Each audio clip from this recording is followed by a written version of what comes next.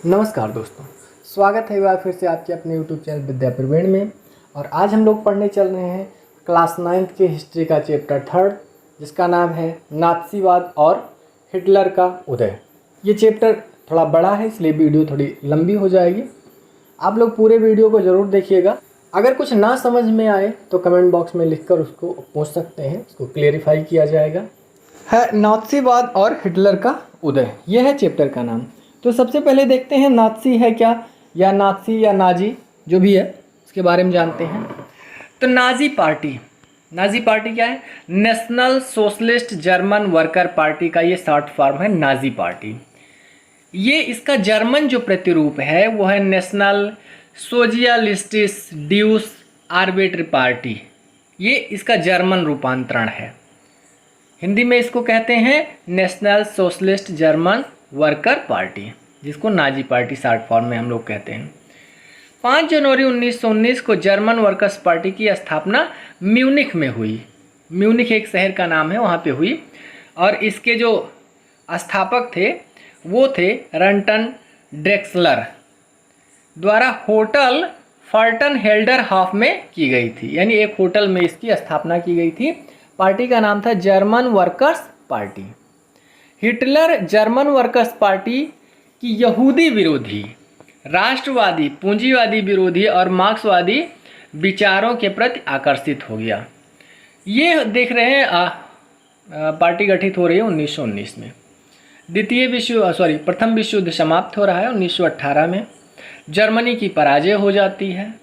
Hitler प्रथम विश्व युद्ध में एक सैनिक का काम करता है।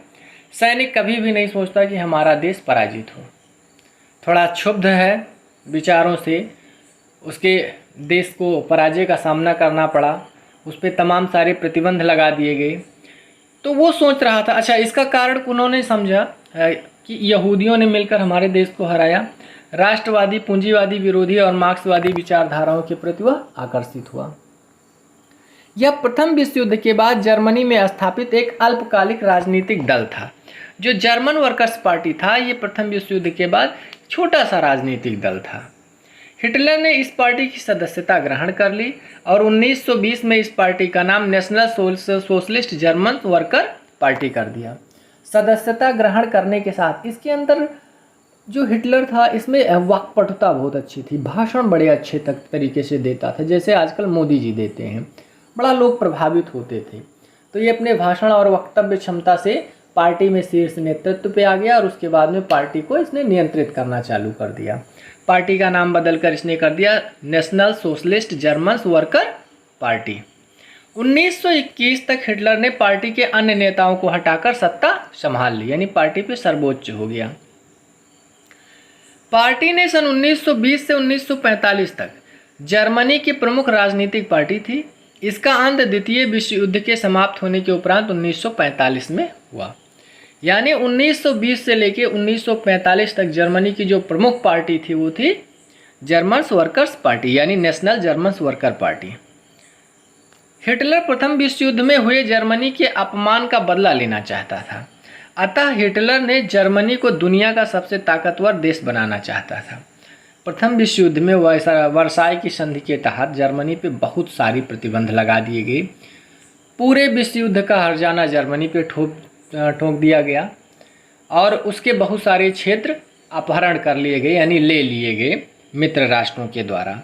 ये सब सुन के हिटलर के मन में बड़ा क्रोध आया कि उसके साथ, उसके देश के साथ बड़ा अन्याय हुआ, उसके नागरिकों के साथ, और बड़ा अपमानजनक व्यवहार किया गया। नाज़ी हिटलर के विचारों के कट्टर समर्थक थे। जो नाज़ीवाद या नाज़ी जो हम लोग कहते हैं वो नाजी पार्टी से बना हुआ शब्द है और नाजी पार्टी के समर्थकों को हम लोग नाज़ी कहते हैं। यानी हिटलर के विचारों को समर्थन देने वाले को हम कहते हैं नाज़ी, और ऐसी विचारधारा को नाज़ीवाद कहते हैं। हिटलर प्रथम विश्व युद्ध में हुए जर्मनी के अपमान का बदला लेना चाहता था। इसलिए क्या सोच रहा था? सबसे ताकतवर देश बना जाए। वह पूरे यूरोप को जीत लेना चाहता था। जिस प्रकार से जर्मनी को लोगों ने बांट लिया था आपस में, जिस प्रकार जर्मनी पे तमाम दंड थोप दिए गए थे, पूरे अपराध का जिम्मा उसी पे लगा दिया गया था, तो हिटलर बड़ा क्रोधित था कि भाई सारी गलती हमारी ही नहीं है। तो उसने सोचा कि एक दिन ऐसा आएगा जब मैं अपने प्रयासों से यूरोप के सारे देशों को जीत लूँगा। द्वितीय विश्व युद्ध के साये में जर्मनी ने नरसंहार शुरू कर दिया, जिसके तहत यूरोप में रहने वाले कुछ खास नस्ल के लोगों को सामूहिक रूप से मारा जाने लगा। 1920 आप देखते हैं प्रथम विश्व युद्ध खत्म होता है और 1939 में द्वितीय विश्व युद्ध आरंभ होता है। तो 1939 से 1945 यानी 6 साल के दौरान हिटलर ने जो मन पे आया वो किया। नात्सियोनाल हिटलर की पार्टी के नाम का पहला शब्द था, इसीलिए इस पार्टी के लोगों को नात्सी कहा जाता था। इस पार्टी के जो नाम का पहला शब्द था वो था नात्सियोनाल, ये जर्मन भाषा का शब्द है, तो इसीलिए इसको हम लोग नात्सी कहते हैं इस पार्टी के लोगों को। जैसे भाजपा पार्टी है, भाजपा पार्टी के मानने वालों के लोगों को हम भाजपाई कहते हैं। इस युद्ध में मारे गए लोगों में 60 लाख यहूदी, यानी द्वितीय विश्व युद्ध में मारे गए लोगों में 60 लाख यहूदी, 2 लाख जिप्सी, 10 लाख पोलैंड के नागरिक थे। जिप्सी कौन थे? जिप्सी बुल्गारिया और रोमानिया की तरफ रहने वाले वो लोग हैं जिनका पैतृक यानी मूल संबंध भारत के राजस्थान से था। ये कभी भारत के राजस्थान के मूल निवासी हुआ करते थे। अपने प्रवाह के दौरान ये यूरोप की तरफ चले गए और वहाँ पर ये रहने लगे। हिटलर ने जिप्सियों को भी निशाना बनाया और लगभग 2 लाख जिप्सी मारे गए। मानसिक व शारीरिक रूप से अपंग घोषित किए गए 70,000 जर्मन नागरिक भी मार डाले गए। यानी इतने लोगों को किसने मारा? हिटलर ने। इस प्रकार से 52 प्रकार के लोगों को हिटलर ने मौत के घाट उतरवाया। ऐसा नहीं था कि केवल यहूदियों का ही वो हत्यारा था, 52 प्रकार के लोगों को। इतनी बड़ी संख्या में लोगों को मारने के लिए ऑस्विट्ज़ जैसे कत्ल खाने बनाए गए, जहां जहरीली गैसों से हजारों लोगों को एक साथ मौत के घाट उतार दिया जाता था। हिटलर का कहना था कि भाई इतने लोगों को मारना है, अगर गोली से मारेंगे या बम से उड़ाएंगे तो अर्थव्यवस्था हमारी डूब जाएगी। तो इसलिए सामूहिक नरसंहार करने के लिए कारखाने बनाए जाएं जहां आसानी से इनको मौत दी जा सके। तो उसके लिए क्या बनाया गया? गैस चैम्बर वगैरह बनाए गए, जिसमें ले जाके सामूहिक रूप से 100-200 को रख दिया जाता था, बंद करके गैसें चालू कर दी जाती थी, 10 मिनट में काम तमाम हो जाता था। ये हिटलर की व्यवस्था थी। अब चालू करते हैं वाइमर गणराज्य का जन्म। वाइमर क्या है? 20वीं शताब्दी के शुरुआती सालों में जर्मनी एक ताकतवर साम्राज्य था। ताकतवर साम्राज्य था क्योंकि वाणिज्य और व्यापार के माध्यम से उसने भी ताकत अर्जित की थी, यानी धनार्जन किया था। उसने ऑस्ट्रिया साम्राज्य के साथ मिलकर मित्र राष्ट्रों इंग्लैंड, फ्रांस और रूस के खिलाफ प्रथम विश्व युद्ध भी लड़ा था। प्रथम विश्व युद्ध ऐसे तो हुआ नहीं, व्यापारिक प्रतिद्वंदिता के कारण प्रथम विश्व युद्ध हुआ था। चालू होने की घटना तो अलग थी, वो तो त्वरित घटना थी कि राजकुमार को गोली मार दिया गया, वो तो त्वरित सार्डिनिया के राजकुमार को गोली मार दिया गया, वो एक चिंगारी का काम किया। लेकिन बहुत दिन से चली आ रही थी ये घटना, और ख़ासकर व्यापार को लेकर तो व्यापारिक प्रतियोगिता थी, उसमें युद्ध हुआ। तो ये जर्मनी भी उस समय ताकतवर देशों में था। फ्रांस और बेल्जियम पर कब्जा करके जर्मनी ने शुरुआत में सफलता हासिल की। प्रथम विश्व युद्ध में फ्रांस पे और बेल्जियम पे अटैक करके जर्मनी ने अपने आप को विजयी घोषित किया। लेकिन 1917 में जब यूएसए यानी अमेरिका भी मित्र राष्ट्रों में शामिल हो गया, तो नवंबर 1918 में केंद्रीय शक्तियों को हराने के बाद जर्मनी को भी पराजित कर दिया गया। केंद्रीय शक्तियों में जर्मनी, ऑस्ट्रिया वगैरह जो थे, इनको हरा दिया गया। यानी केंद्रीय शक्तियों में कौन कौन था?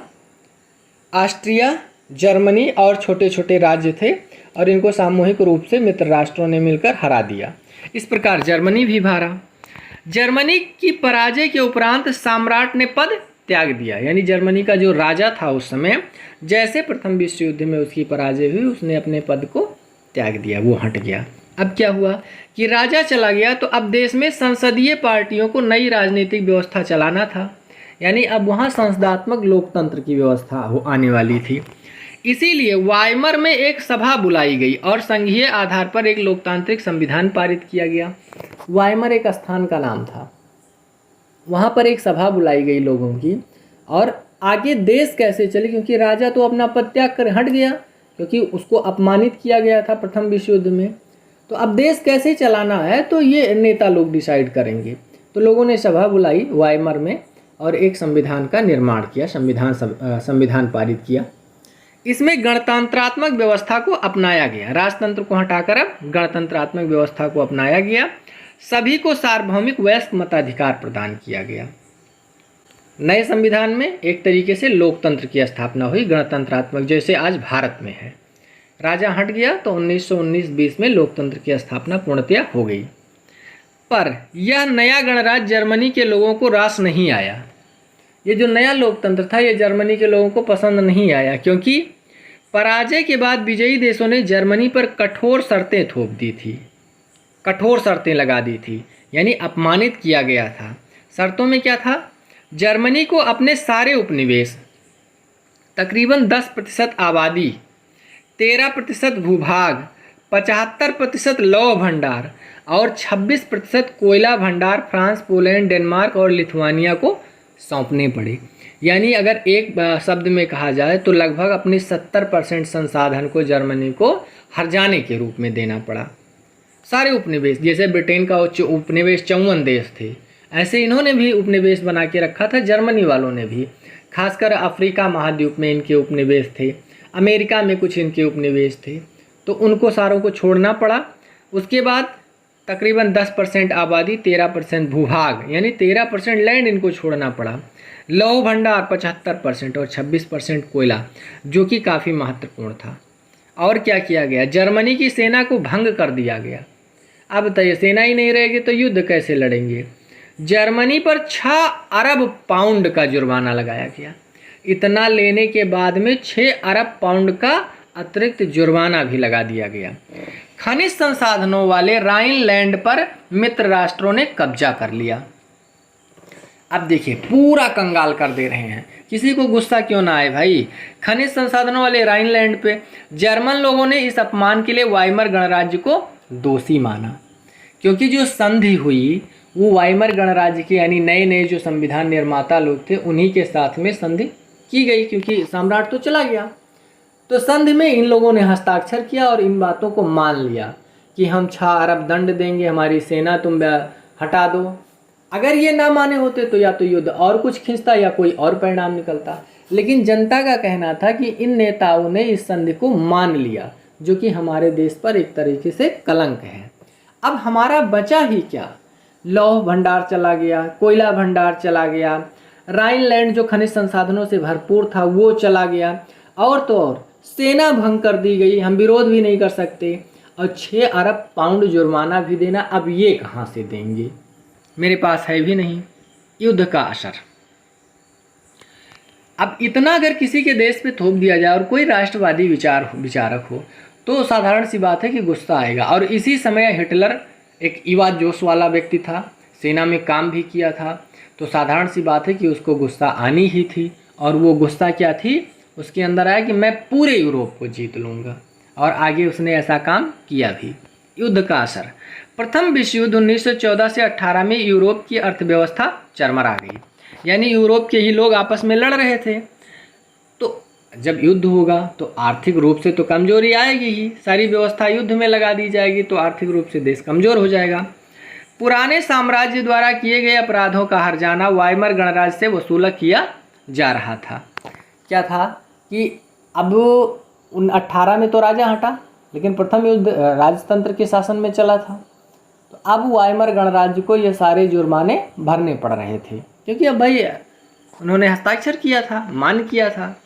नवंबर के अपराधी कौन कहा जाता है? नवंबर के अपराधी मुख्य रूप से समाजवादियों, लोकतंत्रवादियों और कैथोलिकों से बने एक समूह, जिसने नवंबर 1918 में युद्ध विराम की मध्यस्थता और हस्ताक्षर किया था, साथ ही नए वाइमर गणराज्य का समर्थन करते थे, नवंबर के अपराधी कहलाते हैं। जर्मनी के लोग उनको अपराधी कहते हैं जिन्होंने ऐसे अपमानजनक संधि का समर्थन किया था। और ये समर्थन किस महीने में हुआ था? नवंबर 1918 में। तो नवंबर में समर्थन करके हस्ताक्षर करने के कारण इन लोगों को हम क्या कहते हैं? जर्मनी के लोग कहते हैं अपराधी, नवंबर के अपराधी। इसमें मुख्यतः समाजवादी हैं, लोकतंत्रवादी हैं, कैथोलिक हैं, ये सारे लोग मिलके हैं। अब सिपाहियों को अब जनता ने क्या किया, सेना को तो भंग कर दिया गया था, लेकिन अब सिपाहियों को ज़्यादा सम्मान दिया जाने लगा, क्योंकि सिपाही लोग डट के लड़े थे। सिपाही लोगों ने तो अपना काम किया था, सेना ने अपना काम किया था। खंदकों की जिंदगी का महिमा मंडन किया जाने लगा। ये छिपने के लिए खोदे गए गड्ढे थे। प्रथम विश्व युद्ध के दौरान युद्ध करने के लिए गड्ढे बॉर्डरों पे खोदे गए थे, उसी में ये सैनिक रहते थे। और उसका जब युद्ध खत्म हो गया तो सेना के बारे में बड़ी बड़ी बातें की जाने लगी कि इन्होंने ये जंग जीती, इतनी समस्याएं सही। ये जो खंदक होते थे ये बड़े नरकीय तरीके से इसमें लोग रहते थे। बड़े बड़े चूहे, जहरीली कीड़े होते थे जो कि सैनिकों को नुकसान पहुंचाते थे। बहुत सैनिकों ने अपने साथियों को घुट घुट के मारते देखा था उसमें। तो बड़ी मतलब दयनीय दशा होती थी जो इन खंदकों खाइयों में रहकर साल के सालों उसी में रहकर लड़े ये लोग। यानी ये छिपने का एक जगह होता था, लेकिन बड़ी दयनीय स्थिति होती थी। सत्ता में आए रूढ़वेदी तानाशाहों को व्यापक जन समर्थन मिलने लगा। सैनिकों को समर्थन मिल रहा था और जो रूढ़वादी तानाशाह थे उनको भी समर्थन मिल रहा था। वो क्या बात करते थे कि राष्ट्र के अपमान का बदला लेना है। जैसे मोदी कहते हैं कि पाकिस्तान का बदला लेना है, मतलब पूरा देश मोदी के साथ, पाकिस्तान को मार के धुआं में मिटा दो क्योंकि इसने हमारे ऊपर अटैक किया था। ऐसे वहाँ रूढ़वादी उन्होंने कहा पूरे यूरोप के लोग, खासकर फ्रांस, ब्रिटेन ने हमारे ऊपर इतना बड़ा अत्याचार किया, इनको हमको मार के भगा देना है। तो जो इनकी बात करे उनका ये लोग समर्थन करते थे। राजनैतिक रेडिकलवाद यानी अमूल परिवर्तनवाद और आर्थिक संकट। रेडिकल का मतलब होता है अमूल परिवर्तन। जिस समय वाइमर गणराज्य की स्थापना हुई उसी समय रूस की तर्ज पर जर्मनी में भी स्पार्टकिस्ट लीग ने भी शासन व्यवस्था स्थापित करने की मांग उठाने लगे। रूस में क्या था कि 1917 की क्रांति के बाद वहाँ पर साम्यवादी शासन आया। कौन शासन? साम्यवादी। समाजवाद का जो अंतिम रूप होता है वो साम्यवाद हो, तो रूस में साम्यवाद आया।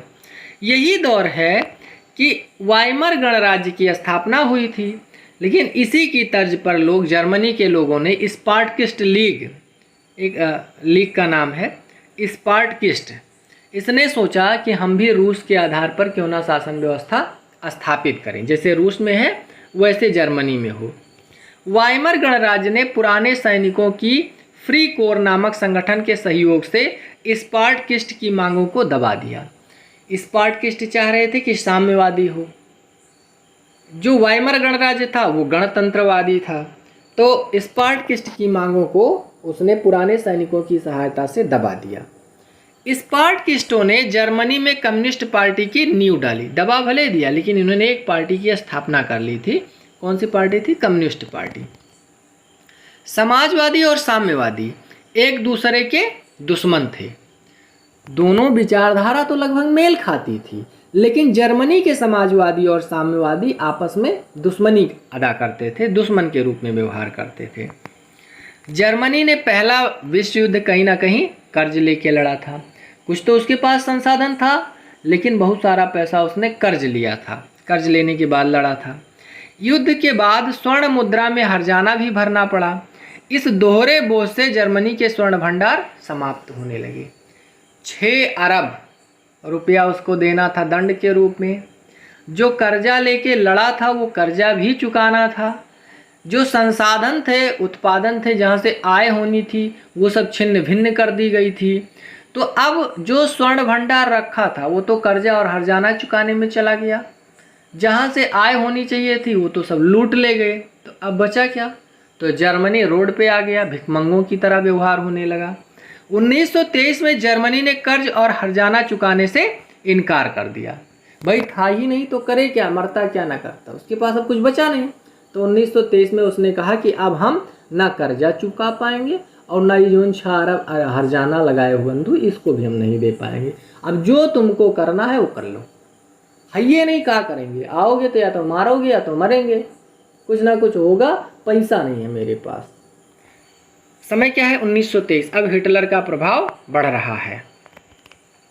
फ्रांस ने जर्मनी के प्रमुख औद्योगिक नगर रूर पर कब्जा कर लिया था। अब राइन घाटी पे कब्जा कर लिया, राइन क्षेत्र पे रूर पर कब्जा कर लिया। 75% लौह भंडार 26% करीब कोयला भंडार, जो सब ले ही लिए तो कहाँ से कर्जवा चुकाएगा भाई। अब जर्मनी की हालत बिल्कुल ख़राब हो गई थी। इस प्रकार जर्मनी ने फ्रांस के निष्क्रिय प्रतिरोध स्वरूप कागजी मुद्रा छापना आरंभ कर दिया। परिणाम यह हुआ कि $1 की कीमत खरबों मार्क हो गई। जर्मनी की मुद्रा का नाम है मार्क। उसने क्या कहा कि अब भाई हम ना तुम्हारा कर्जा दे पाएंगे, ना हम हर्जाना दे पाएंगे, और ना हम अब स्वर्ण मुद्रवे चला पाएंगे।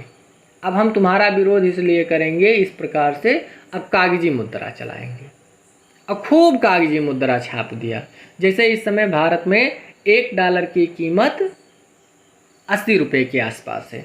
हम जब तक आत्मनिर्भर हैं तब तक हम चाहे जो मुद्रा चलाएं, मिट्टी की मुद्रा चला दें, लकड़ी की मुद्रा चला दें, विनिमय का माध्यम हो जाए, कोई दिक्कत नहीं, क्योंकि आपस में लेना देना है। लेकिन जब हम विदेशों से व्यापार करना चालू करते हैं तब हमारी मुद्रा की वैल्यू मानी जाती है। तो हमारी वो मिट्टी, हमारी वो कागज़ और हमारे वो तांबे की मुद्रा तो काम नहीं आएगी विदेशों से। तब विदेशी जो चाहते हैं उनको वो चाहिए, उसी में अपना सामान देंगे। मान लीजिए विदेश से हमको फाइटर प्लेन लाना है, अब हमारी कागज़ की मुद्रा लेके क्या करेंगे, उनके यहाँ कागज़ वाला चलेगा ही नहीं, तो उनको वो चीज़ दीजिए जो उनके यहाँ चलता हो। तो या तो उनको डॉलर दीजिए अगर उनके यहाँ कमाए हो, या तो सोना दे दीजिए चलता है, या तो ज़मीन दे दीजिए चलता है, या तो कोई वस्तु दे दीजिए, गेहूँ दे दीजिए, चना दे दीजिए, तो उसकी तुलना में तब आपका विनिमय हो पाएगा। तो इस प्रकार से अब जब $1 बराबर खरबों मार्क हो गए तो मुद्रा की वैल्यू बिल्कुल घट गई। यहाँ तक कि कहा जाता है जर्मन नागरिकों को पाव रोटी खरीदने के लिए बैलगाड़ी में नोट भरकर ले जाना पड़ता था।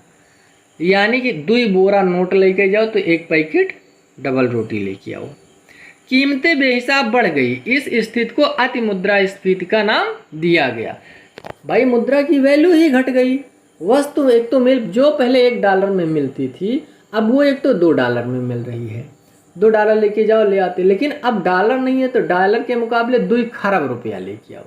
2 खरब रुपया लाने के लिए लढ़िया पे बांध के लेके आओ, इतनी मुद्रा लाना पड़ता था। कीमतें बढ़ गई, मुद्रा की वैल्यू घट गई।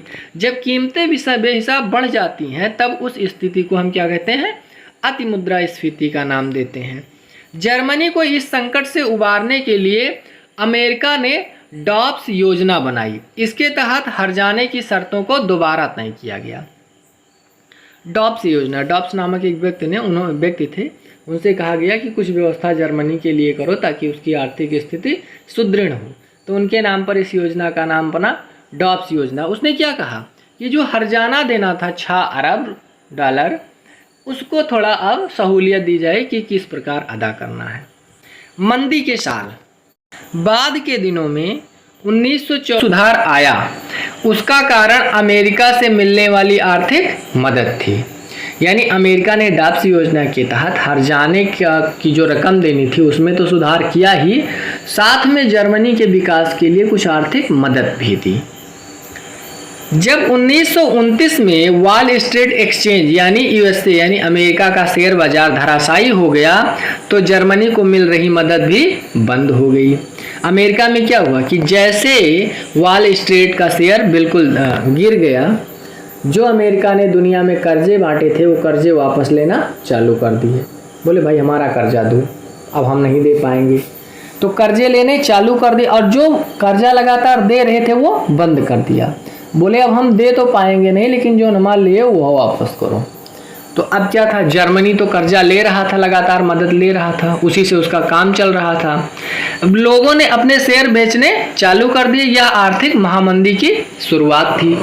जब शेयर मार्केट गिरने लगता है और लगे कि लंबे समय तक गिरेगा तो आदमी क्या कर देता है, अपने शेयर बेचने लगता है। शेयर बेचने का मतलब कि कंपनी से उसकी हिस्सेदारी खत्म होने लगी। अब कंपनी से हिस्सेदारी खत्म हो जाएगी तो कंपनी में उत्पादन कम होने लगेगा। कंपनी में उत्पादन कम होने लगेगा तो रोजगार कम हो जाएगा। रोजगार कम हो जाएगा तो क्रय शक्ति खत्म हो जाएगी। क्रय शक्ति खत्म हो जाएगी तो साधारण सी बात है कि गरीबी, बेरोजगारी सब चारों तरफ व्याप्त हो जाएगी। 1929 से 1932 तक अमेरिका की राष्ट्रीय आय आधी हो गई। किसके कारण? महामंदी के कारण। फैक्ट्रियां बंद हो गई, निर्यात गिर गया, किसान परेशान हो गए। इसका असर दुनिया भर में पड़ा। अमेरिका पर पड़ने वाले असर से दुनिया पूरी हिल गई और महामंदी का असर दुनिया के प्रत्येक देश में पड़ा। अब जर्मनी जो कि अमेरिका पर निर्भर भी था, तो मजबूरी है कि उसको तो असर झेलना ही झेलना है। सबसे बुरा प्रभाव जर्मनी पर पड़ा। 1932 में जर्मनी का औद्योगिक उत्पादन 1929 की तुलना में 40% रह गया। अमेरिका से मिलने वाली जो सहायता थी वो बंद हो गई है, पूरी सहायता अमेरिका से मिल रही है, तो अब उत्पादन पूरा गिर गया, यानी केवल 40-60% गिर गया। रोजगार की संख्या 60 लाख तक पहुंच गई, यानी बेरोजगारों की संख्या 60 लाख पहुंच गई। अपने समय की बहुत ज़्यादा बेरोजगारी हो गई, फैक्ट्रियां बंद हो गई, निर्यात बंद हो गए, तो आदमी कहाँ काम पाएंगे, तो बेरोजगार हो गए। जर्मनी की सड़कों पर लोग गले में तख्ती टांग कर उस पर मैं कोई भी काम करने को तैयार हूँ लिखकर खड़े रहते थे। वो कोई भी काम करना चाहते थे, बस उनको कोई काम दे दे, इतनी बड़ी बेरोजगारी थी। लोग लाइनों के रोड के किनारे सोते थे, जहाँ कभी कभी खाना पाते थे, 8-8 दिन भोजन नहीं मिलता था। रोजगार ही नहीं है, काम ही नहीं, करेंगे नहीं तो खाएंगे का। बेरोजगारी के कारण युवा वर्ग आपराधिक गतिविधियों में लिप्त होता जा रहा था। कुछ नहीं है तो चोरी डकैती करना चालू कर देंगे, अब खाने नहीं मिलेगा तो कुछ ना कुछ तो करेंगे ना। तो इस प्रकार से जर्मनी की हालत आर्थिक रूप से बिल्कुल खत्म हो चुकी थी। आर्थिक संकट ने लोगों में गहरी बेचैनी और डर पैदा कर दिया था। महामंदी आ गई। देखो, पहले युद्ध से टूटा, अब उसके बाद में महामंदी से टूटा। युद्ध से तो पूरा पैसा खर्च हो गया, हर जाना दोहरा भार था, कर्जा लेके युद्ध लड़ा था, तेहरा भार था। महामंदी आ गई, अब चौथी, यानी लगातार जर्मनी को मार पे मार पड़ रही है।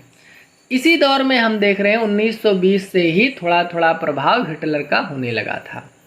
राजनीतिक स्तर पर वाइमर गणराज्य एक नाजुक दौर से गुजर रहा था।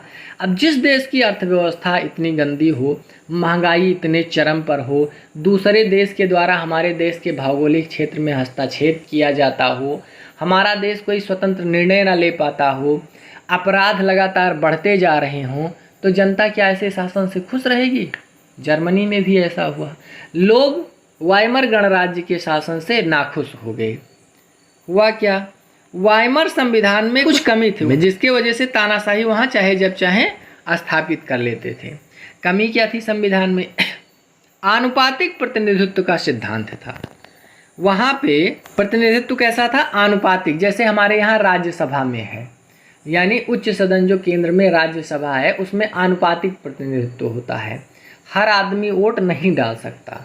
तो इस प्रभाव के कारण जर्मनी में कभी भी बहुमत की सरकार बन ही नहीं पाई, आनुपातिक प्रतिनिधित्व के कारण, जिसके कारण कभी भी बहुमत की सरकार नहीं बन पाई। हर बार गठबंधन सरकार सत्ता में आ रही थी, तो लगातार सरकार अस्थिर हो गई। गठबंधन में आए, गठबंधन हटा, दूसरी सरकार, गठबंधन में आए, गठबंधन हटा, दूसरी सरकार, यानी बहुमत की सरकार नहीं तो अस्थिर हो जाती थी। संविधान के अनुच्छेद 48 में राष्ट्रपति को आपातकाल लागू करने और नागरिक अधिकार रद्द करने और अध्यादेश के माध्यम से शासन चलाने का अधिकार दिया गया था। भारतीय संविधान में अनुच्छेद 123 के तहत राष्ट्रपति अध्यादेश जारी कर सकता है, लेकिन कब? जब लोकसभा भंग हो, लोकसभा काम न कर रही हो। ठीक यही प्रणाली जर्मनी में भी थी। अगर संसद नहीं चल रही हो, सरकार का गठन ना हुआ हो, तो राष्ट्रपति जो चाहे वो कर सकता है। अनुच्छेद 48 के तहत वो नागरिक अधिकारों को भी खत्म कर सकता है और अध्यादेश जारी कर करके शासन चला सकता था। इस दौरान अनुच्छेद 48 का जमकर प्रयोग किया गया, क्योंकि बहुमत की सरकार आ नहीं रही थी, बार बार सरकार आती जाती, तो सरकार अस्थिर होने के कारण राष्ट्रपति अपनी मनमानी करता था। पर सारे प्रयोग असफल रहे। जर्मनी के लिए जो भी आर्थिक रूप से किए जाने वाली मदद थी, जो आर्थिक समृद्धि लाने का प्रयास था, वो सारा असफल रहा। यानी जर्मनी में समृद्धि नहीं आ सकी और संविधान के ये जो दो मेन दोष थे वो ज़्यादा प्रभावित कर रहे थे। लोकतांत्रिक संसदीय व्यवस्था की आलोचना करने लगे। क्योंकि इस व्यवस्था ने उनके लिए कोई समाधान नहीं खोजा। लोगों ने सरकार की आलोचना चालू कर दी। जैसे आज के युग में अगर हम लोग चालू कर दें कि बेरोजगारों को रोजगार नहीं मिल रहा है, आंतरिक उपद्रव हो रहा है, अशांति है, हमारे उत्पादन जो पड़े पड़े सड़ रहे हैं उनको मार्केट नहीं मिल रही है, दूसरा देश हमारे देश पे आक्रमण कर रहा है, चीन हमारा क्षेत्र छकाए जा रहा है, पाकिस्तान हमको आंख दिखा रहा है, ऐसी स्थिति में हम क्या करेंगे, सरकार का साधारणतया विरोध करेंगे कि कम से कम सरकार हटेगी, कोई नई आए तो हो सकता है हमारे लोगों के लिए कल्याण करे। इसी समय होता है एक नए बादशाह का उदय, हिटलर का उदय। व्यवस्था क्या है, आर्थिक रूप से जर्मनी चरमरा गया है, राजनीति से लोगों का विश्वास उठ गया है, कैथोलिक जैसे लोगों को जो राष्ट्रवादी हैं वो देशद्रोही मानते हैं। तो धार्मिक, आर्थिक और राजनीतिक रूप से बिल्कुल जर्मनी पतित हो चुका है। आर्थिक रूप से तो बिल्कुल और राजनीतिक रूप से बिल्कुल ख़त्म हो चुका है। अब देखिए, अर्थव्यवस्था, राजनीति और समाज में गहराते जा रहे इस संकट ने हिटलर के सत्ता में पहुंचने का रास्ता साफ कर दिया। हर आदमी सोचता था कि कोई एक अच्छा नेता आएगा, कोई अच्छा शासन आएगा तो हमारा देश सही हो जाएगा। इसीलिए हिटलर को अब आसान हो गया गद्दी तक पहुंचने में। 1889 में हिटलर का जन्म ऑस्ट्रिया के एक गरीब परिवार में हुआ था। ऑस्ट्रिया जो है वो जर्मनी के निचले हिस्से में, दक्षिणी हिस्से में लगता है। आर्थिक तंगी के कारण वह प्रथम विश्व युद्ध में फौजी बना और अग्रिम मोर्चे पर संदेशवाहक का काम किया। विश्व युद्ध में कोई अगर सेना में जा रहा है तो खुशी खुशी वो सेना में नहीं जाता है। कहीं भी सेना में आदमी बहुत खुशी से नहीं जाता, अगर उसके पास पैसा है तो सेना में नहीं जाता। और वो दौर था जब विश्व युद्ध चल रहा था, तो साधारण सी बात है कि कोई आराम से नहीं जाता। लेकिन इतनी गरीबी थी कि इसको फौजी बनना पड़ा और अग्रिम मोर्चे पर संदेशवाहक का काम किया, बहादुरी से काम किया, कारपोरल बना और बहादुरी के लिए इसे मेडल भी दिया गया। 1919 में वह जर्मन वर्कर्स पार्टी का सदस्य बना और बाद में उस पर अपना प्रभाव बनाकर पार्टी प्रमुख बन गया और इसका नाम नेशनल सोशलिस्ट पार्टी कर दिया। यानी जर्मन वर्कर्स पार्टी का नाम बदलकर national socialist German workers party कर दिया, जो कि नाज़ी पार्टी के नाम से जानी जाती है। पार्टी छोटी थी, 1919 में जब स्थापित हुई तो आराम से हिटलर का प्रभाव उसमें बन गया। अच्छा वक्ता था तो प्रभाव बढ़ता चला गया। और उसके बाद में ऐसी गतिविधियां थी, ऐसी परिस्थितियां थी जर्मनी की कि एक नया चमत्कारिक नेतृत्व की तलाश सबको ही की थी। हिटलर में वो चमत्कार करने की एक संभावना सबने देखी। 1923 में हिटलर ने बवेरिया पर कब्जा करने और बर्लिन पर चढ़ाई करने और सत्ता पर कब्जा करने की योजना बनाई। 1923 अभी क्या है, वाइमर गणराज्य का शासन है। लेकिन हिटलर ने अपनी पार्टी के साथ मिलकर और कुछ लोगों के समर्थन के साथ सोचा बवेरिया पर आक्रमण कर देते हैं और उसको कब्जा कर लेते हैं, बर्लिन पर चढ़ाई कर देते हैं और सत्ता पर, जैसे दिल्ली पर चढ़ाई करके सत्ता पर कब्जा कर लेना। बिल्कुल सोच यही थी। लेकिन ना पूरी जनता भी साथ में थी और सरकार तो इनके विरोध में थी ही। हुआ क्या, इनकी योजना असफल हो गई और हिटलर को गिरफ्तार करके उस पर देशद्रोह का मुकदमा चलाकर जेल में डाल दिया गया। देशद्रोह था ही, क्योंकि सरकार पर अटैक करना है, राजधानी पर अटैक करना है और सत्ता हथिया लेना है। तो इस प्रकार देशद्रोह का मुकदमा लगाया गया और जेल में डाल दिया गया। किंतु कुछ दिन बाद वह रिहा हो गया। परिस्थितियां ऐसी विपरीत थी, कोई भी सोच सकता था। महामंदी के दौरान नाज़ी पार्टी ने एक जन आंदोलन का रूप ले लिया, क्योंकि ये सबको कल्पना दिखाती थी, ख्वाब दिखाती थी कि जैसे हम पार्टी में आए 15-15 लाख रुपए तुरे खाता में।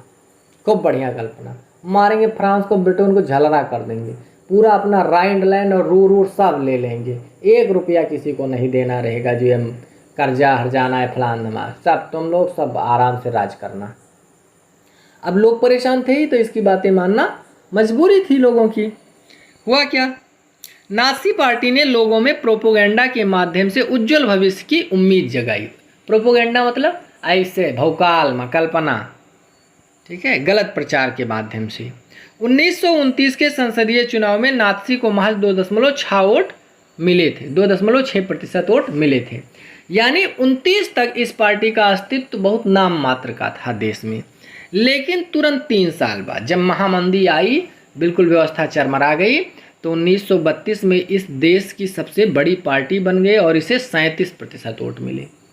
3 साल बाद, क्योंकि सरकार अस्थायी थी, गठबंधन की सरकार बनती थी, बहुमत किसी को मिल नहीं रहा था। अब क्या हुआ, 1932 में 37% वोट पाकर यह देश की सबसे बड़ी पार्टी बन गई। हिटलर एक अच्छा वक्ता था, वह एक शक्तिशाली राष्ट्र की स्थापना करना चाहता था। क्योंकि वक्ता था, वो अपनी बातों को रखता था, लोगों को समझाता था। वर्साय संधि में हुई नाइंसाफी के प्रतिशोध और जर्मन समाज की खोई हुई प्रतिष्ठा वापस दिलाने का आश्वासन देता था। कहता था कि भाई जर्मनी का जो अपमान हुआ है उसका बदला हम लेंगे। जो वर्साय की संधि हुई है, जो हमारे साथ नाइंसाफ़ी की गई है, हम एक एक को चुन चुन के मारेंगे, परेशान मत होना। वह बेरोजगारी दूर कर नौजवानों के उज्जवल भविष्य की बात करता था। यानी हम तुमको जैसे सत्ता में आए तैसे रोजगार देंगे, 5 करोड़ रोजगार देशवासियों को दिया जाएगा। अपने यहाँ भी पार्टियाँ ऐसे कहती हैं, कर्जा माफ़ कर दिए, घर घर बिजली फ्री कर दिए, सिंचाई फ्री कर दिए, खाद फ्री कर दिए, फलान धमाक कहते करें भले ना, लेकिन कहते हैं। वैसे हिटलर ने भी कहा कि हम खूब रोजगार देंगे। अब वो रोजगार देने की बात कर रहा है, अपमान का बदला लेने की बात कर रहा है, वर्साय जैसे संधि के दौरान थोपे गए हर्जाने को ना देने की बात कर रहा है, राष्ट्र को और प्रभावशाली बनाने की बात कर रहा है, ताकतवर। तो मजबूरी है ना, लोग तो आ ही जाएंगे। वो तो सोच ही रहे थे कि कोई ऐसा चमत्कारी नेतृत्व करे। उसका कहना था कि वह देश को विदेशी प्रभाव से मुक्त कराएगा और तमाम विदेशी संजिशों का मुंहतोड़ जवाब देगा। उसने लोगों को गोलबंद करने के लिए आडंबर और प्रदर्शन का सहारा लिया। आडंबर मतलब दिखावा, बड़ी बड़ी रैलियां निकलवाता था, पैसा दे के रैली, खूब मने भीड़ लगे। और जब भीड़ लगती थी खूब ज़बरदस्त, तो जो नहीं जाना चाहते थे वो भी जानते चाहे, हाँ भीड़ बढ़िया है, अच्छा नेता है। मतलब अच्छे नेता, अच्छे पार्टी के चक्कर में, अच्छी विचारधारा के चक्कर में जो नहीं भी जाना चाहते थे वो भी भीड़ में सम्मिलित हो जाते थे। तो उसने अपनी ऐसा मकड़ जाल बुना कि देश के नागरिक उसके चक्कर में पड़ते चले गए। कुछ परिस्थितियां थी, कुछ उसके पास अपना व्यक्तिगत गुण भी था। परस्पर एकता स्थापित करने के लिए बड़ी बड़ी रैलियां, जनसभाओं का आयोजन किया गया। स्वास्तिक छपे झंडे, नाज़ी सल्यूट और तालियां, ये सारी चीज़ें शक्ति प्रदर्शन का हिस्सा थीं। नाज़ी लोग यानी हिटलर ने एक ताली बजाने की भी एक विशेष प्रणाली ईजाद की थी। उसी अनुपात में तालियां बजती थीं, ठोंक ठोंक के जैसे। हिटलर ने नई प्रणाली जन्म ली उसके समय में। स्वास्तिक छपे झंडे और नाज़ी सल्यूट ये लोगों में एकता की भावना भर रहे थे और ये शक्ति प्रदर्शन का एक तरीका भी था। नाज़ियों ने अपने प्रचार के माध्यम से हिटलर को मसीहा साबित कर दिया, जिसका अवतार जर्मनों के कल्याण हेतु हुआ था। प्रचार में कहा गया मोदी आए हैं भगवान के अवतार हैं, अब यही तुम्हारा कल्याण करी है, बाकी जितना आज तक की 70 साल में सब नालायक रहे, तुम्हें डुबा दें। जर्मनी के लोग ठीक ऐसे कहते थे, हिटलर एक अवतारी पुरुष है, ईश्वर के यहाँ से आया है जर्मनी के कल्याण के लिए, जितना शोषण तुम्हारा हुआ है इस सब से वो मुक्ति दिलाएगा। अब लोग क्या करें, लोगों ने विश्वास भी कर लिया, क्योंकि देश कठिन आर्थिक व राजनीतिक परिस्थितियों से गुजर रहा था। उनको विश्वास करने के सिवा और कुछ चारा ही नहीं था, मजबूर थे विश्वास करने के लिए, विश्वास कर लिए। लोकतंत्र का ध्वंस, कैसे लोकतंत्र खत्म किया गया जर्मनी में, क्योंकि वाइमर गणराज्य जो था वो लोकतंत्रात्मक गणराज्य था। 30 जनवरी 1933 को राष्ट्रपति हिंडनबर्ग ने हिटलर को चांसलर का पदभार संभालने का न्योता दिया, क्योंकि हम देखते हैं कि 32 में उसको 37% वोट मिलकर ये सबसे बड़ी राजनीतिक पार्टी बनकर सामने आई थी। चांसलर जो होता है वो जैसे भारत में प्रधानमंत्री होता है, सेम उसी प्रकार होता है। ये मंत्रिमंडल में सबसे शक्तिशाली पद था, जैसे भारतीय मंत्रिमंडल में सबसे शक्तिशाली पद प्रधानमंत्री का होता है। हिटलर पद पर आते ही लोकतांत्रिक व्यवस्था को भंग करना आरंभ कर दिया, क्योंकि वो तो सोच रहा था हमारे ऊपर किसी प्रकार का अंकुश ना हो, हम अपनी मनमानी करेंगे। संविधान में था भी कुछ ऐसे। फरवरी माह में हुए जर्मन संसद भवन के रहस्यमय अग्निकांड में इसका रास्ता आसान कर दिया। एक संसद भवन में आग लग गई और बहुत सारे डॉक्यूमेंट जल गए। अब बहुत सारे डॉक्यूमेंट जल गए हैं तो पुरानी चीज़ें कुछ बची नहीं हैं, लगातार किसी को बहुमत मिल नहीं रहा है। अब जर्मनी में हिटलर को बहुमत मिली है, तो एक तो उसकी बड़ी पार्टी है वैसे चलेगी, दूसरी राष्ट्रपति को अनुच्छेद 48 के तहत विशेष शक्तियां दी गई हैं तो उसका प्रभाव है, तो अब ये सारी चीज़ें उसके लिए रास्ता आसान कर रही थी तानाशाह बनने के लिए। 28 फरवरी 1933 को एक अग्नि अध्यादेश यानी फायर डिग्री जारी किया गया, जिसमें कहा गया, फायर डिग्री हिटलर ने जारी करके क्या कहा, अभिव्यक्ति, प्रेस एवं सभा करने की आज़ादी जैसे नागरिक अधिकारों को अनिश्चित काल के लिए निलंबित किया जाता है। सबसे पहले क्या कर दिया, सारे अधिकार खत्म, अब जो हिटलर कहेगा बात वही चलेगी। हिटलर ने अपने कट्टर शत्रु कम्युनिस्टों को रातों रात कंसंट्रेशन कैंपों में बंद करवा दिया। कंसंट्रेशन कैंप मतलब प्रताड़ना गृह थे, वहाँ पे लोगों के साथ अमानवीय व्यवहार किया जाता था, उनसे काम लिया जाता था, उनको भोजन नहीं दिया जाता था। जब वो रोगी या मरियल हो जाते थे तो उनको लेके गैस चैम्बरों में डाल के मार दिया जाता था। अच्छे लोगों पर वैज्ञानिक प्रयोग किए जाते थे, जैसे एक आदमी का सर काट के दूसरे आदमी पे लगाया जाना, एक आदमी का हाथ काट के दूसरे में लगाया जाना। हाथ काटने के लिए कोई मतलब सुन्न की व्यवस्था, बेहोश की व्यवस्था भी नहीं की जाती थी। पूरा एक आधा शरीर काट के दूसरे में, दूसरे का आधा दूसरे में, मतलब ऐसे अमानवीय प्रयोग करते थे ये लोग, हिटलर के जो डॉक्टर वैज्ञानिक थे। 3 मार्च 1933 को प्रसिद्ध विशेषाधिकार अधिनियम इनेबलिंग एक्ट के जरिए जर्मनी में तानाशाही स्थापित कर दी गई। यानी एक अधिनियम पारित किया गया 3 मार्च 1933 को और विशेष रूप से तानाशाही स्थापित कर दी गई जर्मनी में। हिटलर ने अब अध्यादेशों के जरिए शासन चलाने का निरंकुश अधिकार प्राप्त कर लिया, क्योंकि जर्मनी के संविधान में लिखा था कि अगर सरकार सत्ता में नहीं है, सरकार नहीं चल रही है, तो राष्ट्रपति जब चाहे अपने अनुसार से अध्यादेश जारी करके वो शासन चला सकता है। राष्ट्रपति तो नाम मात्र का हो गया, हिटलर अब चालू कर दिया अपनी मनमानी। नाज़ी पार्टी के अलावा सभी राजनीतिक पार्टियों संगठनों को प्रतिबंधित कर दिया गया, यानी पाबंदी लगा दी गई। कोई अब पार्टी नहीं रहेगी, केवल नाज़ी पार्टी पूरे देश में रहेगी। अर्थव्यवस्था, मीडिया, सेना और न्यायपालिका पर राज्य का पूर्ण नियंत्रण स्थापित हो गया। बिना हमारी अनुमति कोई नहीं बोलेगा। हिटलर ने कहा न्यायपालिका हमारे अनुसार काम करेगी। मीडिया, सेना, अर्थव्यवस्था, जितनी भी व्यवस्था है सब हिटलर के अनुसार चलेगी। नाज़ियों ने समाज को अपने अनुसार संचालित करने के लिए विशेष निगरानी और सुरक्षा दस्ते गठित किए गए। ये लोग काम कैसे करेंगे? तो सही बात था कि अगर ये लोग सही ढंग से काम ना करते तो उनको दंडित करने के लिए एक सुरक्षा दस्ते की स्थापना की गई। विशेष निगरानी और सुरक्षा दस्ते गठित किए गए ताकि अगर कोई हमारे अनुसार काम नहीं किया जाता तो उनको पकड़ के लाओ, दंडित करो, मारो सालों को दौड़ा के। पहले पुलिस के अलावा, जो पहले से खाकी हरी वर्दी या पीली वर्दीधारी जो पुलिस थी, उसके अलावा गोमास्तो यानी गुप्तचर राज्य पुलिस यानी एसएस, अपराध नियंत्रण पुलिस और सुरक्षा सेवा एसडी का भी गठन किया गया। यानी अपराध नियंत्रण पुलिस, सुरक्षा सेवा और गुप्तचर एजेंसियां गठित की गई जो कि हिटलर के अनुसार काम करती थी। हिटलर जिसे जो चाहे वो काम देता था। गुप्तचर एजेंसियां ऐसे काम कर रही थी कि हिटलर के विरोधियों को ढूंढ के लाती थी, ले जाके उसे कंसंट्रेशन कैंप में डलवा देती थी। यानी हिटलर का विरोध करने वाला प्रत्येक व्यक्ति दंड का भागी होता था। गेस्टापो के यंत्रणा गृहों में किसी को भी बंद किया जा सकता था। यानी गेस्टापो जो था वो जिसको चाहे उसको लाके बंद कर दे बिना शंका के दायरे में। जैसे अपने यहाँ रौलट एक्ट पारित हुआ था, किसी को शंका के दायरे में उठा के जेल में डाल दो, कोई दिक्कत नहीं है। वहाँ तो छोड़ना भी नहीं, उनको मार डालो, चाहे जेल में डाल दो, खाना दो, कुछ नहीं, जो मन कहे वो करे पुलिस।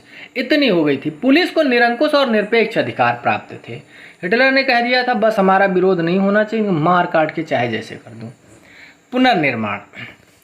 हिटलर ने अर्थव्यवस्था को पटरी पर लाने की जिम्मेदारी अर्थशास्त्री हॉलमार्क साख्त को सौंपी। हॉलमार्क साख्त एक व्यक्ति थे, तो उनको सौंपी कि अर्थव्यवस्था कैसे पटरी पर लाया जाए, अब तुम योजना बनाओ।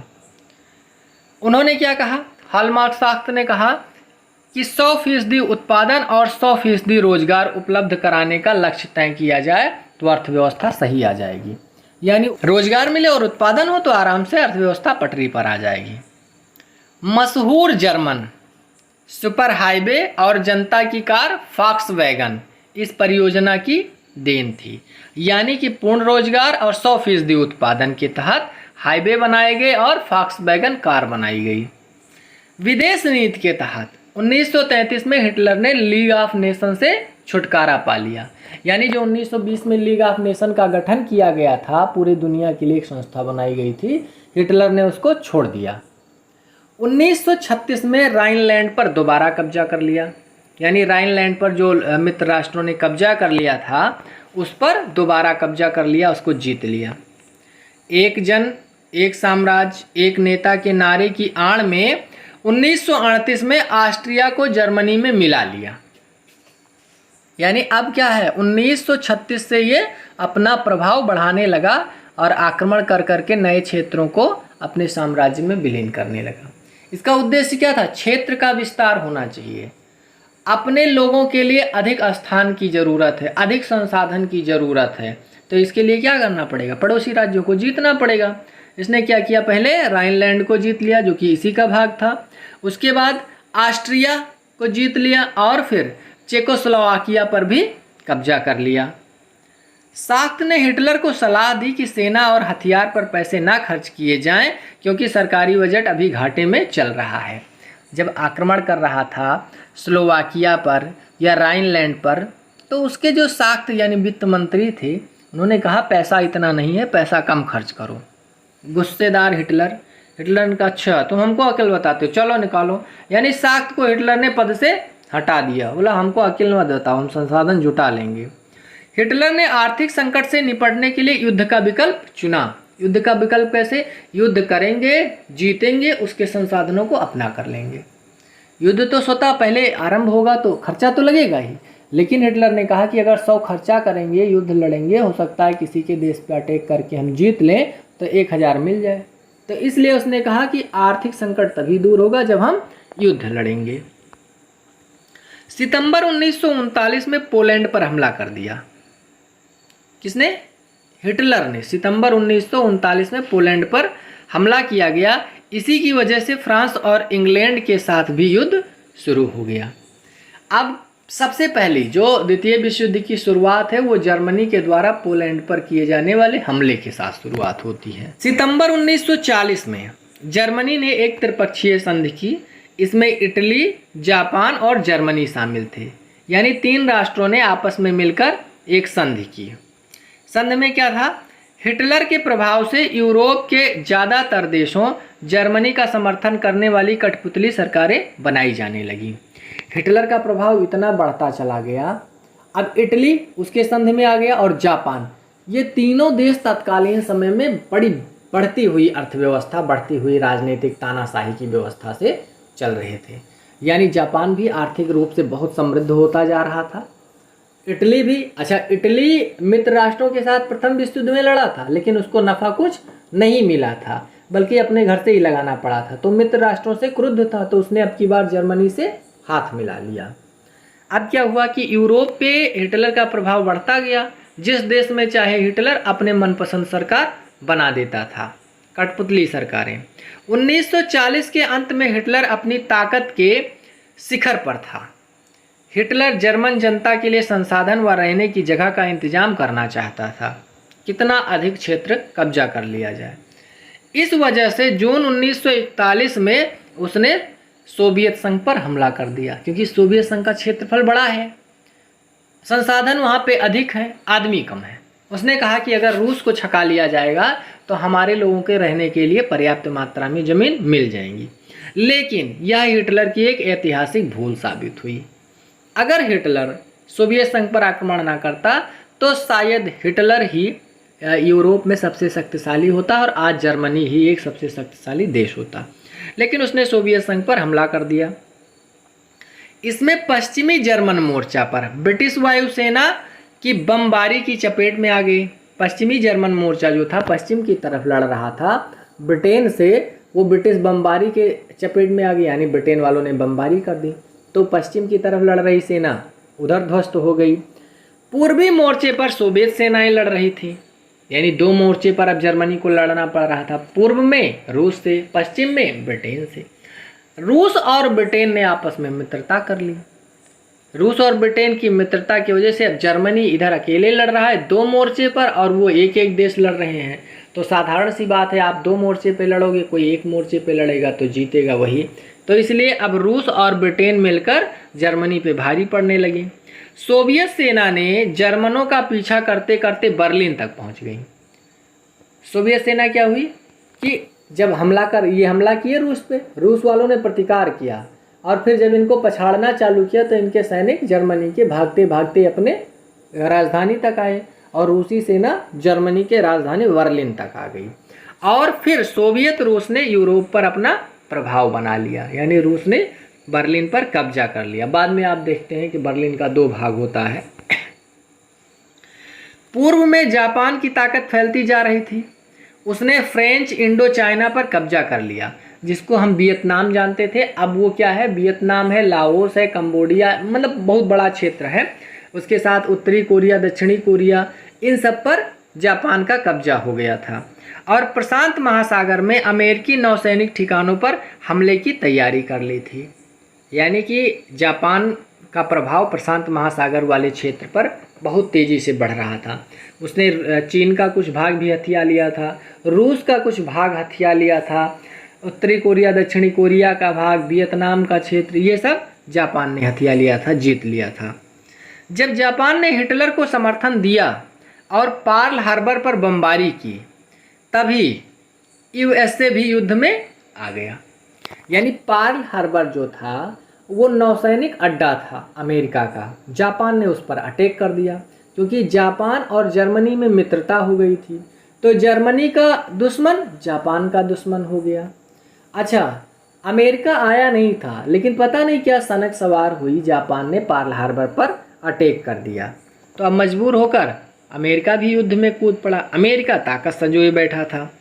यह युद्ध मई 1945 में हिटलर की पराजय और हिरोशिमा पर अमेरिकी परमाणु बम गिरने के साथ खत्म हुआ। यानी द्वितीय विश्व युद्ध हिरोशिमा नागासाकी पर परमाणु बम गिराने के साथ ही 1945 के मई माह में समाप्त हुआ।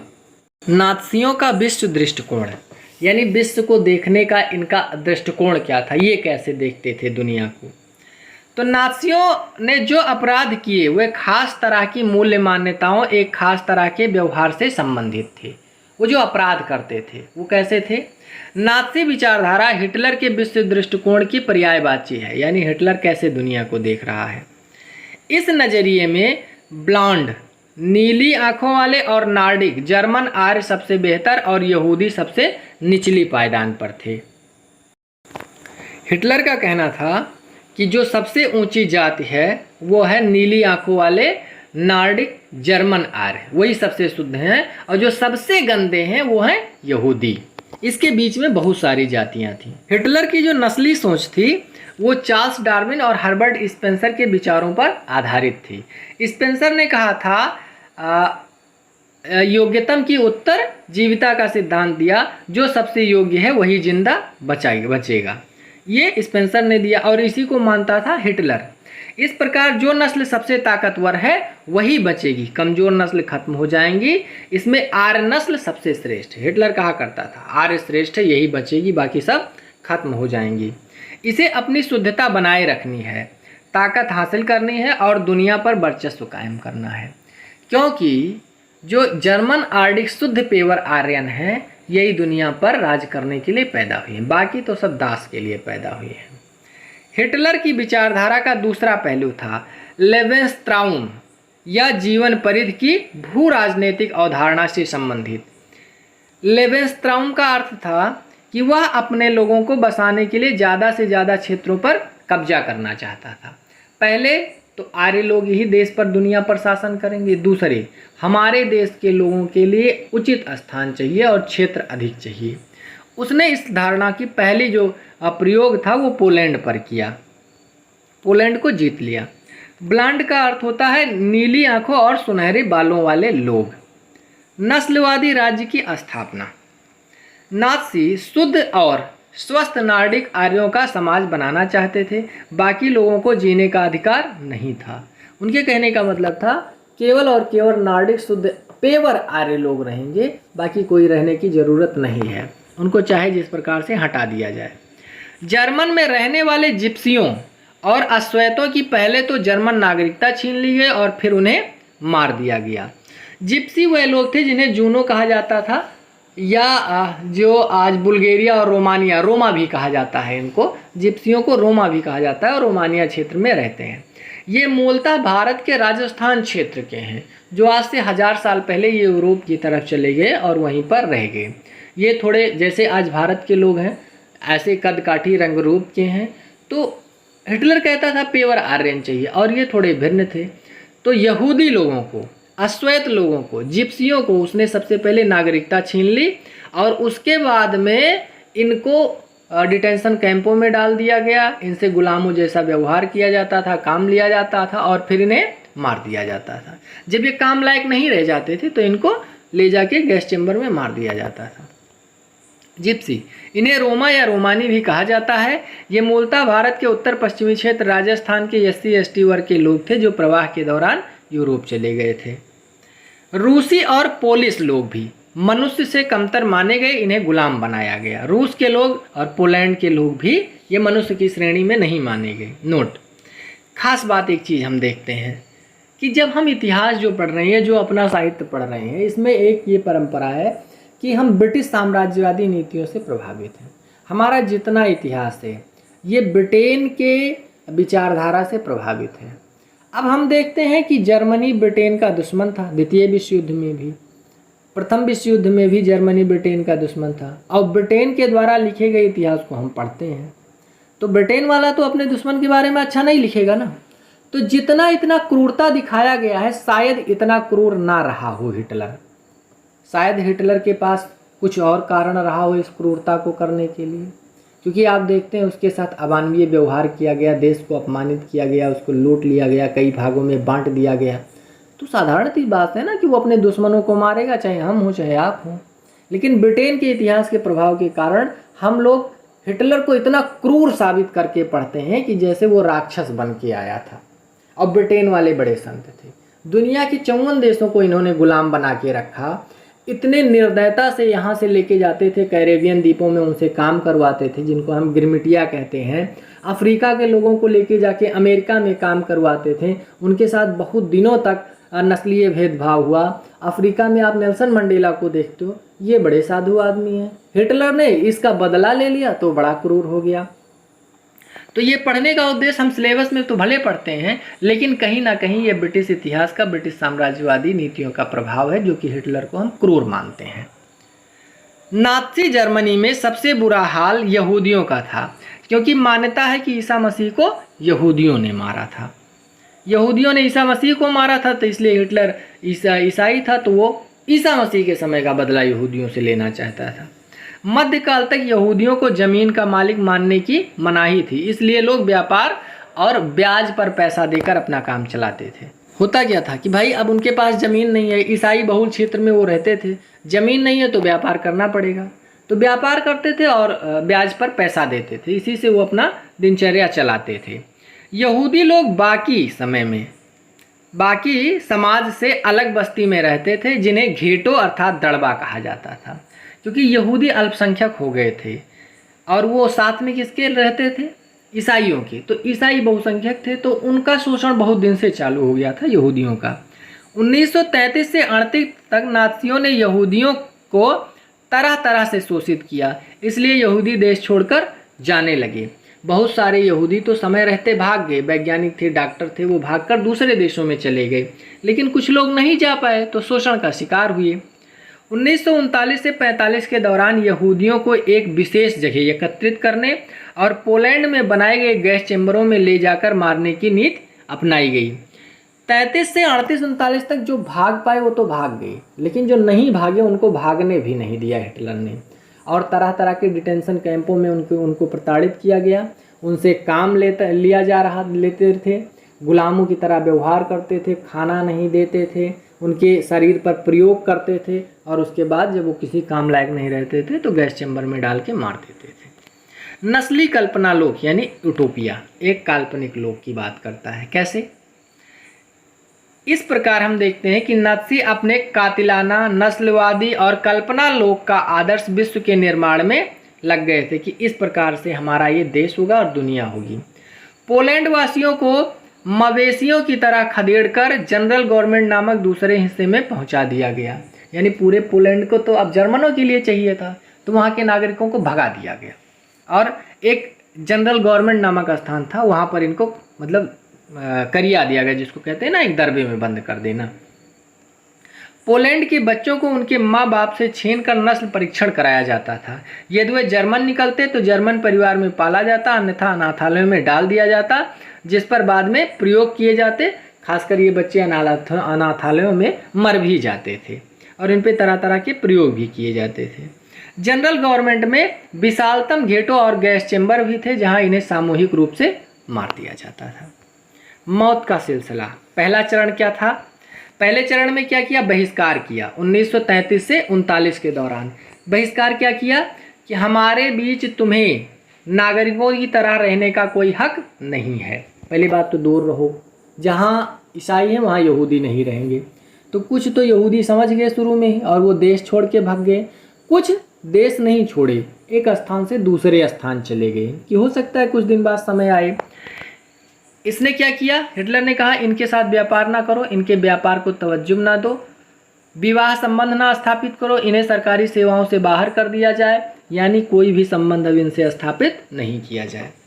दूसरा चरण आया दड़बाबंदी। दड़बाबंदी यानी घेटों में कैद करना। दूसरे चरण में कहा तुम्हें हमारे बीच रहने का कोई हक नहीं है। सितंबर 1941 में यहूदियों को हुक्म दिया गया कि वे डेविड का सितारा अपनी छाती पर लगा के रखें। डेविड का सितारा पहचान थी यहूदियों की, अगर वो पहचान के लिए लगाए रखेंगे तो दूर से आदमी जान जाएगा कि ये यहूदी है। यहूदी अपनी संपत्ति छोड़कर घेटों में जाएं, यानी जो दड़बा बनाया गया था विशेष रहने के लिए यहूदी, वहाँ जाएं, सारी संपत्ति छोड़ दें। और तीसरा चरण आया सर्वनाश का। 1941 के बाद क्या आया? तुम्हें जीने का कोई अधिकार नहीं है। पहले तुम्हें नागरिक की तरह रहने का अधिकार नहीं, दूसरा तुम्हें मेरे साथ रहने का कोई अधिकार नहीं, तीसरा अब तुम्हें जीने का ही अधिकार नहीं। यहूदियों को डिटेंशन कैंपों में डालकर यातनागृहों में रखा जाता था। उन पर अमानवीय प्रयोग जैसे आधी शरीर काटना, अंग काटना, ऊपर से गिराना आदि किए जाते थे और बाद में गैस चेंबरों में डालकर उन्हें मार दिया जाता था सामूहिक रूप से। इन पर प्रयोग इसलिए करता था, एक 25 डॉक्टरों की एक टीम थी, उनका काम था कि हमारे सैनिकों को होने वाली समस्याओं से निजात देने के लिए कैसे कैसे उपचार किए जाए। मान लीजिए कि शरीर घायल हो गया, उसका एक अंग कट गया, तो कैसा प्रयोग किया जाए कि उसका अंग लगाया जाए। तो इसके लिए इन्हीं यहूदियों के अंगों को काट काट कर एक दूसरे से जोड़कर प्रयोग करते थे ये लोग, और उसमें हजारों लाखों की संख्या में लोग मर गए। नाज़ी जर्मनी में युवाओं की स्थिति, युवा कैसे थे जर्मनी में हिटलर के समय? युवाओं में हिटलर की दिलचस्पी जुनून की हद तक थी, यानी हिटलर चाहता था कि जितने हो सके उतने अधिकतम युवा हमारे साथ जुड़ें। इसके लिए स्कूल के भीतर और बाहर दोनों जगह बच्चों पर पूरा नियंत्रण रखा जाता था। यहूदी या हिटलर विरोधी शिक्षकों को पहले नौकरी से निकाला गया और बाद में उन्हें मौत के घाट उतार दिया गया, यानी अब पढ़ाई में यहूदियों की कोई जगह नहीं है। जर्मनों के साथ अन्य बच्चों को बैठने की मनाही थी। 40 के दशक तो अवांछित बच्चों को गैस चैम्बरों में झोंक दिया गया। अवांछित और वांछित बच्चे, अवांछित वो थे कि जो पेवर जर्मन नॉर्डिक आर्य नस्ल के नहीं थे, वो अवांछित माने गए। वांछित वो जो पेवर आर्य थे। तो जो अवांछित थे उनको गैस चैम्बरों में ले जाकर झोंक दिया जाता था। स्कूली पाठ्यक्रम को नए सिरे से लिखा गया, जो पहले चला रहा था उसको हटा दिया गया, नया सिरा, और उसमें क्या कहा गया? हिटलर की पूजा करने की बात की गई। बच्चों को सिखाया गया वह वफादार और आज्ञाकारी बने, यहूदियों से नफरत करें, हिटलर की पूजा करें। हिटलर का मानना था कि मुक्केबाजी का प्रशिक्षण बच्चों को फौलादी दिलवाला ताकतवर मर्दाना बना सकता है। वो बच्चों को मुक्केबाजी सिखाने पर बड़ा जोर देता था। 10 साल की उम्र के बच्चों को युंगफोक जो था एक संगठन था, नाज़ी व संगठन, भर्ती करा दिया जाता था 10 साल की उम्र में।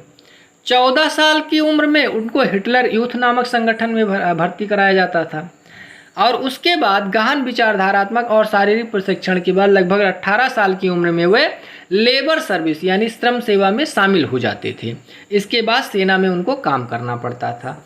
इस प्रकार से युवाओं को पूरे नियंत्रण के साथ वो पालता बढ़ाता था। अगला है मातृत्व की नाज़ी सोच। यानी स्त्रियों के बारे में नाज़ियों की सोच क्या थी। हिटलर औरतों को मर्दों से भिन्न समझता था और औरत मर्द के लिए समान अधिकार का संघर्ष गलत है ऐसी बात करता था। यानी जितना अधिकार मर्द को उतना अधिकार औरत को कोई ज़रूरत नहीं है। लड़कियों को कहा जाता था कि उनका फर्ज एक अच्छी माँ बनना है, केवल माँ बनना, और शुद्ध आर्य रक्त वाले बच्चों को जन्म देना है और उनका पालन पोषण करना है, बस, इससे ज़्यादा कुछ नहीं। कुल मिला के जनसंख्या वृद्धि करना है और कैसे, पेवर जर्मन नॉर्डिक आर्य जन्म देना है, बस। 1933 में हिटलर ने कहा था मेरे राज्य की सबसे महत्वपूर्ण नागरिक माँ हैं। क्यों? क्योंकि ये जर्मन नॉर्डिक बच्चों की संख्या बढ़ाती हैं। जो अवांछित बच्चों को जन्म देने वाली माँ थी उन्हें दंडित किया जाता था। ऐसे वैसे ने उनके सिर मुड़ा दिए जाते थे, उनके चेहरे पर कालिख पोत के पूरे शहर में घुमाया जाता था। गलत बच्चे कैसा पैदा की हो, बताइए। जो माँ वांछित दिखने वाले बच्चों को जन्म देती थी उन्हें बहुत छूट दी जाती, जैसे रेल में, दुकान में, सेवा में। और तो और 4 बच्चे पैदा करने वाली माँ को कांस्य पदक, 6 को रजत पदक और 8 को स्वर्ण पदक या 8 से ज़्यादा को स्वर्ण पदक दिया जाता था। और साथ में उनको बहुत सारी और छूट दी जाती थी, पेंशन वगैरह दिया जाता था हिटलर की तरफ से। नियमों का उल्लंघन करने वाली आर्य औरतों की निंदा की जाती थी, उन्हें दंड दिया जाता था। अगर कोई आर्य जर्मन यहूदी से शादी कर ले, अरे तो काल हो गया, उसकी मुंडी काट देते थे सभा में बुला के। प्रचार की कला, अगला है प्रचार की कला। नाज़ी शासन ने भाषा और मीडिया पर पूरा नियंत्रण स्थापित कर लिया था और अपने अनुसार उसका प्रयोग करने लगा था। नाज़ियों ने अपने अधिकृत दस्तावेजों में हत्या या मौत जैसे शब्दों का प्रयोग कभी नहीं किया। वो हत्या मौत नहीं लिखाता था, वो इसके लिए दूसरे शब्दों का प्रयोग करता था। जैसे सामूहिक हत्याओं के लिए वो क्या कहता था, विशेष व्यवहार या अंतिम समाधान। ये यहूदियों के लिए प्रयोग किया जाता था शब्द। विशेष व्यवहार का मतलब अगर कहा गया कि इस व्यक्ति के लिए विशेष व्यवहार किया जाए या अब अंतिम समाधान के लिए भेजना है, तो मतलब यहूदियों की सामूहिक मृत्यु की जानी है, सामूहिक हत्या। यूनेंजिया ये विकलांगों के लिए सामूहिक नरसंहार था। चयन और संक्रमण मुक्ति शब्दों का प्रयोग किया जाता था, यानी इनका चयन करो, संक्रमण मुक्ति करना है, ऐसे शब्दों का प्रयोग सामूहिक नरसंहार के लिए किया जाता था। इवैक्यूशन ये खाली करना का आशय था, गैस चैम्बरों में ले जाना, यानी इवैक्यूशन का मतलब इनको उठाओ और लेके जाओ गैस चैम्बरों में डाल दो, ऐसे शब्दों का प्रयोग करता ताकि सामने वाला समझ भी ना पाए हो क्या रहा है। गैस चैम्बरों को संक्रमण मुक्ति क्षेत्र कहा जाता था, इतना अच्छा नाम, यानी वहाँ रोग निवारक का काम होता है। नाम ऐसा, काम क्या, सामूहिक रूप से खत्म करना। ये स्नान घर जैसे दिखाई देते थे, इनमें नकली फव्वारे भी लगे होते थे, यानी दूर से जानी न पौहियाँ का होता है, जिसे जान पड़ता है स्नान घर स्विमिंग पूल वगैरह बना है। और अंदर क्या हो रहा है, अंदर एक तरफ से यहूदियों को या जितने लोग हैं लगभग 52 प्रकार के लोगों को यहूदी हिटलर ने मरवाया, 52 प्रकार। उसमें जर्मन लोग भी थे, लगभग 70,000 जर्मन मूल के थे, उनको भी मरवाया। तो नाज़ी विचारों को फैलाने के लिए तस्वीरों, फिल्मों, रेडियो, पोस्टरों, आकर्षक नारों आदि का सहारा लिया जाता था। यानी इन सब के माध्यम से, जैसे मोदी इस समय अपने विचारों के प्रचार के लिए तमाम सारे टीवी पे आते हैं, प्रचार करवाते हैं, झंडा दिवस मनवाते हैं, झंडा लगवाते हैं, ताली पिटवाते हैं, थरिया पिटवाते हैं, तमाम प्रकार के। समाजवादियों और उदारवादियों को कमज़ोर और पथभ्रष्ट तत्वों के रूप में प्रस्तुत किया गया। कहा गया ये समाजवादी, उदारवादी ये बहुत नालायक हैं, ये राष्ट्रहित में काम नहीं करते। उन्हें विदेशी एजेंट कहकर बदनाम किया जाता था, कहा जाता था ये विदेशी एजेंट हैं, विदेश के अनुसार ये काम करते हैं, दूसरे देश की मुखबिरी करते हैं हमारे देश में आके। द एटर्नल ज्यू यानी अच्छे यहूदी इस तरह की सबसे कुख्यात फिल्म थी। उसमें दिखाया गया था कि यहूदी कैसे रहते हैं, उनकी नाक टेढ़ी है, वो चल नहीं पाते, केचुए की तरह चलते हैं। यहूदियों के लिए केचुआ, चूहा और कीड़ा जैसे शब्दों का प्रयोग किया जाता था, हिटलर प्रयोग करता था ऐसा।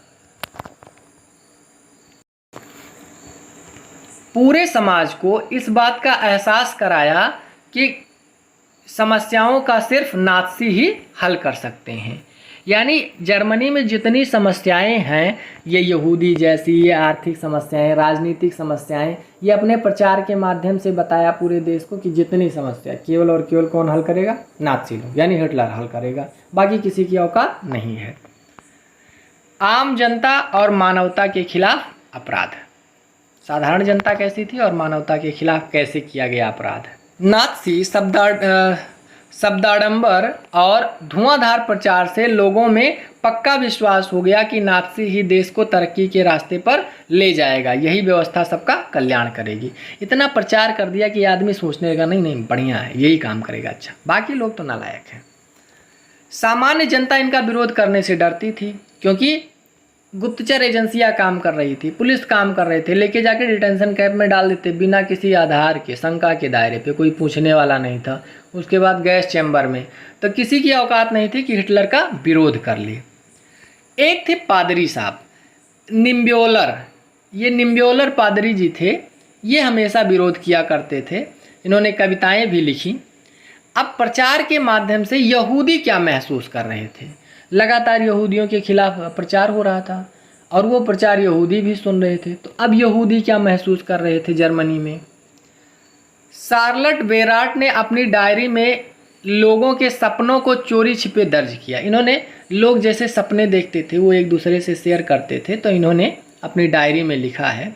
बाद में इसे थर्ड राइख ऑफ ड्रीम्स नाम से किताब के रूप में प्रकाशित भी करवाया है। नाज़ी प्रचार से यहूदी खुद को, यानी इतने प्रभावित हो गए कि नाज़ी प्रचार से यहूदी खुद को अपने बारे में फैलाई जाने वाली रूढ़वादी छवियों पर यकीन करने लगी। वह अपने सपनों में अपनी नाक आगे से मुड़ी हुई, बाल व आंखें काली, आंख घुसी हुई आदि छवि देखने लगी। यानी जैसे जर्मन के लोग कहते थे वो खुद भी महसूस करने, अच्छा हम ऐसे हैं ही। यहूदी लोग सोचने लगे शायद हम ऐसे हैं ही, तभी तो इतने लोग कह रहे हैं, सब लोग ऐसे कर रहे हैं। तो वो सपने में भी वही चीज़ देखने लगे थे। तो इस प्रकार यहूदियों को भी विश्वास होने लगा था कि हाँ, जर्मन के लोग, जर्मनी ठीक है, यहूदी लोग नालायक हैं। महाध्वंस और होलोकास्ट के बारे में जानकारियाँ कैसे मिली? महाध्वंस और होलोकास्ट की जानकारी।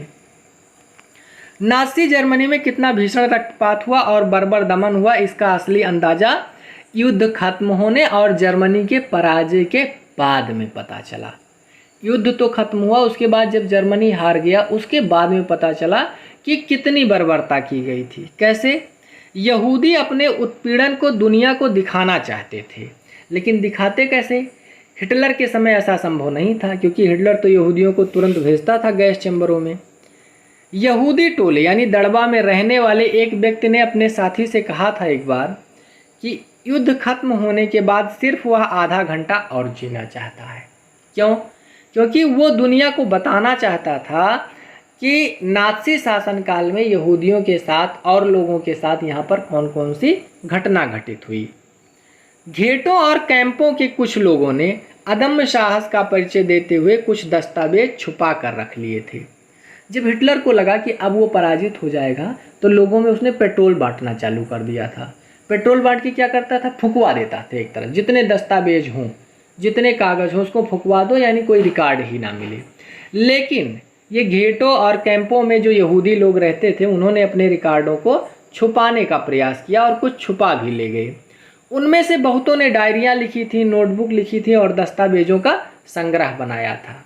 यानी वो अपने बातों को लोगों को बताना चाहते थे। वो सोच रहे हम भले ही मर जाएं, लेकिन ये हिटलर की काली करतूतें लोगों को पता चलनी चाहिए।